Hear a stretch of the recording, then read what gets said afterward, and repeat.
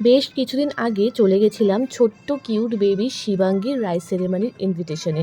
প্রথমেই গিয়ে যেটা করে থাকি আর কি, এত সুন্দর ডেকোরেশন দেখে বেশ কিছু ভিডিও ক্লিপস নিয়েছি, তোমাদের সাথে শেয়ার করতে হবে তো নাকি।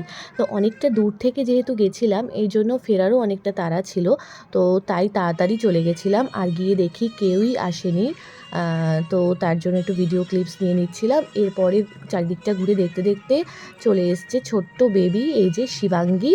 ওর মায়ের কোলে দেখো চারিদিক কি সুন্দর দেখছে, একটু কান্না নেই, কি সুন্দর তাকিয়ে চারিদিকটা দেখছে। আর এই যে শ্রুতি ফটো তুলছিল শিবাঙ্গীর দাদুর কোলে, কি সুন্দর বসে চারিদিকটা দেখছিল। তারপরেই আমি আর শ্রুতি বসেছিলাম কিছুক্ষণ, সবাই আসলো, যদিও বা আমার ফ্রেন্ডরা তখনও এসে পৌঁছায়নি, ওরা অনেকটাই রাতে আসবে। তো তারপরে চলে গেলাম এই যে স্টার্টারের কাউন্টারে। প্রথমেই গিয়ে গরম গরম মাটির ভাঁড়ে এই কফিতে চুমুক দিলাম।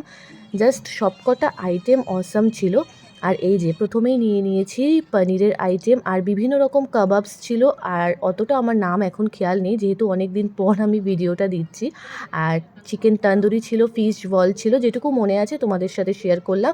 আর প্রত্যেকটা আইটেম খুবই টেস্টি ছিল, দারুণ খেতে ছিল। বসে বসে স্টার্টারগুলো খাচ্ছিলাম। আর এই দেখো শ্রুতি কী করছে, এখানে ডোরেমন তারপরে মিকি মাউস সবার সাথে হ্যান্ডশেক করছে। এই যে আবার চকলেটও দিচ্ছিল শ্রুতিকে, তো ও বেশ এনজয় করেছে। আর এখন যেহেতু শ্রুতি সব রকমই খাবার খায়, তাই কোথাও গেলে ইনভিটেশন থাকলে ও সেই খাবারগুলো এনজয় করে। এরপরই চলে গেছিলাম মেন কোর্সের দিকে, সেই ভিডিওটা তোমাদের সাথে পরের ভিডিওতে শেয়ার করব।